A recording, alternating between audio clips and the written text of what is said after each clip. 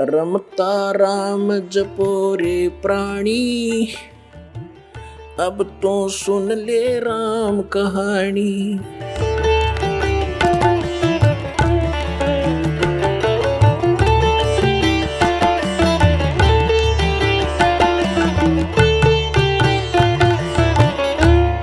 पुण्यात्मा, परमात्मा ने आके हमें ज्ञान दिया। दुख में सुमरण सब करे, सुख में करे ना कोई। जय सुख में सुमरण करे, तो दुख काहे को होवे। सुख में सुमरण किया नहीं, दुख में करते याद। कह कबीरता दास की, कौन सुने फरियाद। परमात्मा ने आके बताया कि दुख में तो सब भगवान को याद करते और सुख में याद नहीं करते।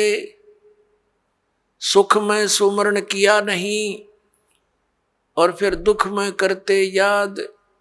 कह कबीरता दास की, फिर कौन सुने फरियाद। तो पुण्यात्माओं, जो व्यक्ति आज अपने आप को इस झूठे सुख में सुखी मानता है और वो इन आपदाओं के आने से पहले ही परमात्मा के चरणों में लग जाता है, भक्ति करता है, तो उसके ऊपर आने वाले कष्ट, कर्म के कष्ट नहीं आएंगे। और जो इस झूठे सुख में मस्त है, पुण्यात्मा, प्रत्येक प्राणी का प्रारब्ध बनाया जाता है। प्रारब्ध बोलते हैं हमारे पुण्य और पाप, वहां भगवान के दरबार में संचित हैं, डिपॉजिट है बैंक में। तो उनमें से जब हमारा मनुष्य जीवन आता है, एवरेज रेशो में पुण्यों के हिसाब से पुण्य निकाल लिए जाते हैं और पापों के हिसाब से पाप, दोनों का मिश्रण करके आपको एक मनुष्य शरीर मिलता है। जिनके पुण्य अधिक संचित हैं, उनकी पुण्य की रेशो जीवन में ज्यादा होती है, लेकिन पापों का समावेश भी अवश्य होता है।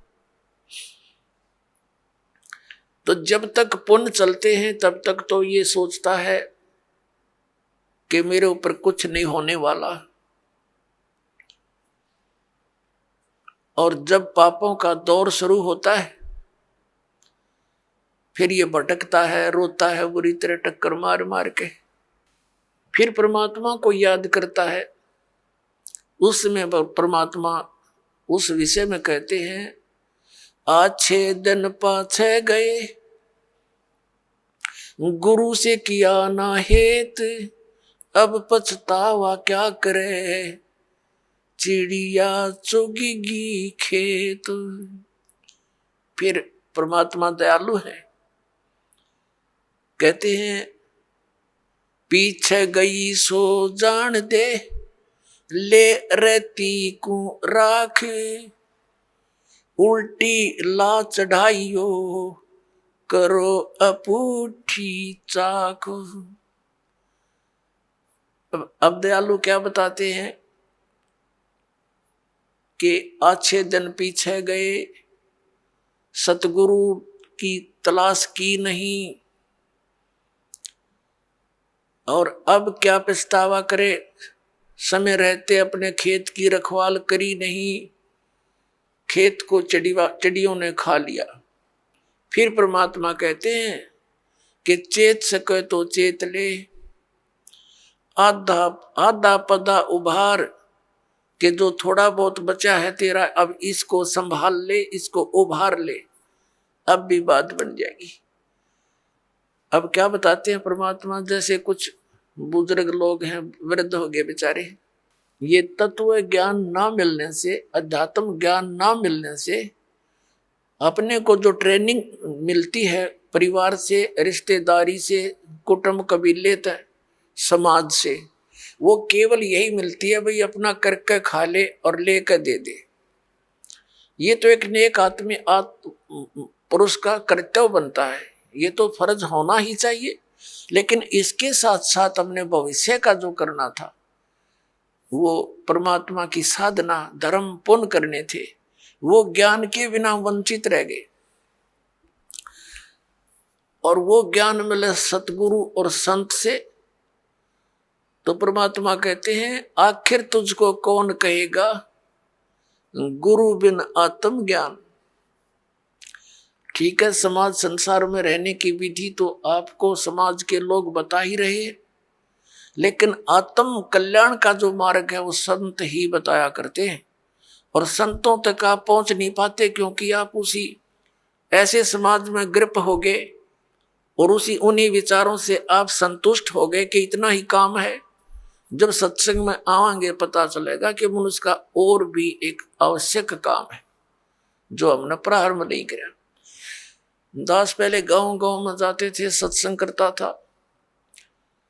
एक गांव में 2 भाई थे, एक ने उपदेश ले लिया था, एक उनके पिताजी थे, बहुत नेक आत्मा थे, लेकिन इस ज्ञान के अभाव से वो इन सत्संग आदि के नाम से बहुत खिंचते थे। हम वहां 3 दिन का पाठ करते थे जैसे यहाँ चलता है, और 3 दिन तक 2-2, 3-3 बार टाइम में सत्संग करते थे। गांव घर वालों को समझाते थे, क्योंकि नया भगवान, नया ही ज्ञान, कई दिन तक लगातार समझाने से कुछ बुद्धि में आता है ये।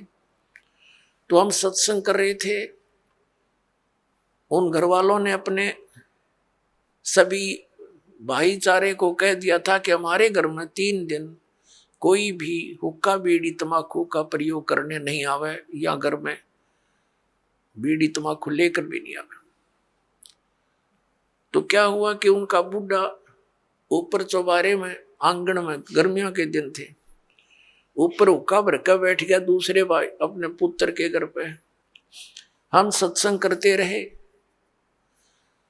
तो जब सत्संग समाप्त होने को हुआ, रात पहले दिन सत्संग सुना दिन में, फिर रात ने सुना, तो अगले दिन वो रात्रि के समय सत्संग समापन हुआ, बूढ़ा नीचे आ गया। लगभग 70 वर्ष की आयु थी उसकी। अब वो आके हमारे पास बैठ गया जमीन पे, और उसकी पुत्र वधू ये सोच रही थी बूढ़ा पता नहीं क्या बोल लगा महाराज जी को, पता नहीं क्या कह देगा यू, क्योंकि इनने कभी ये काम देखे नहीं, और पता नहीं क्यों आ गया यू तो बहुत चिढ़ा करता है इन बातों से। वो बैठ के और आंखों में पानी भर आया, रोने लग गया।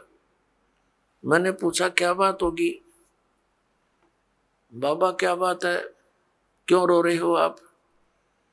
ने बोला जी जो ज्ञान आपने सुनाया, ये बात तो आज तक हमने कदे सुनने को ना मिली। हमने तो लक्ष्मी चंद की रागनी सुनी है, और कोई सांग सिनेमे देखे, और मैं तो इतना मेहनती आदमी था। इन पुत्रा के 2-4 किले आवे थे, मैंने इनके 12 किले बना दिए। 12 एकड़ जमीन, 8 एकड़ और मोल ली मेहनत कर करके। और ईब मेरा क्या होगा, मैं तो 70 साल की उम्र होगी मेरी। अब मैं क्या करूंगा, क्या बनेगी मेरे साथ में? मैंने तो इस ज्ञान से सारी रात नींद आनी बंद हो गई, और अब मेरा खाना पीना भी छूट गया। अब क्या बनेगा, मेरा क्या होगा? मेरी तो उम्र जाली। और उसकी पुत्र वधू भी वहीं बैठ गई। बूढ़ा आज तो बहुत अच्छा बोला, और वह ध्यान से सुना कि जो क्या हो गया बुढ़े के एकदम। ने बोला जी क्या मेरा भी कुछ हो सकता है? मैंने कहा देखो विश्वास करो, अब जैसे कुएं होते थे पहले बहुत गहरे, और उनमें 100-150 फुट नीचा जल होता था, उसको निकालने के लिए एक लंबी नेजू हुआ करती रस्सी, बहुत मोटा, इतना मोटा रस्सा, और 150-200 फुट लंबा, और उसके बाल्टी बांध दी जाती थी, और वो बाल्टी से पानी निकालते थे तो 100 फुट दूर तो खींच के ले जाते थे 2-3 जने, और फिर बाल्टी से जल निकल आता था।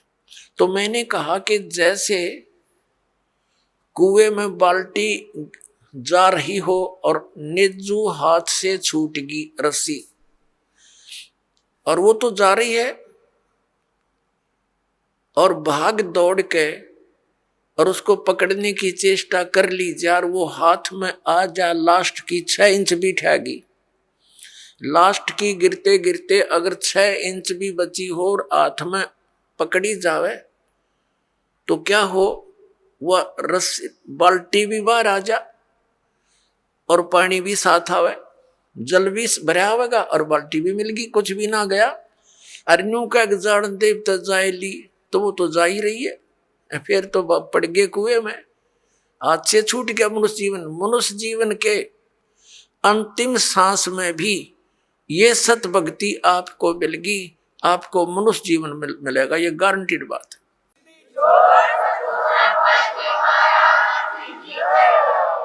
और आप क्या तो अभी 70 वर्ष है, एवरेज 80-90 तो मानते हैं मनुष्य की आयु, और आप तो स्वस्थ दिखाई देते हो, करड़े हो, खूब तगड़े, और नाम लो पर ओका बीड़ी शराब तम्बाकू ये छूना नहीं पड़ेगा।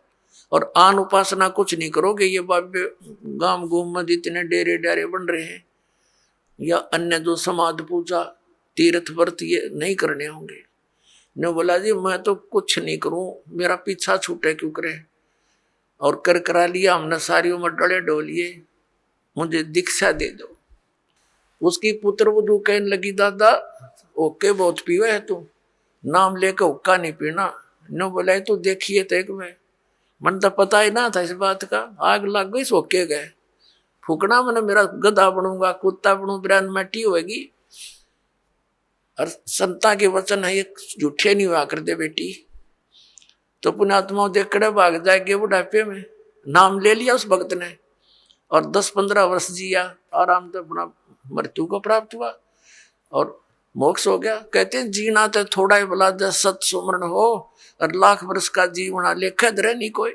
आप सुन रहे थे जगत गुरु तत्वदर्शी संत रामपाल जी महाराज जी के मंगल प्रवचन। अधिक जानकारी के लिए विजिट कीजिए हमारी वेबसाइट www.jagatgururampalji.org। संत रामपाल जी महाराज जी के शुभ आशीर्वाद से पूरे विश्व भर में 500 से भी ज्यादा नाम दीक्षा केंद्र हैं, जिन पर संत रामपाल जी महाराज जी द्वारा ऑनलाइन निशुल्क नाम दीक्षा दी जा रही है। अपने नजदीकी नाम दीक्षा केंद्र का पता करने के लिए संपर्क करें 8222880541।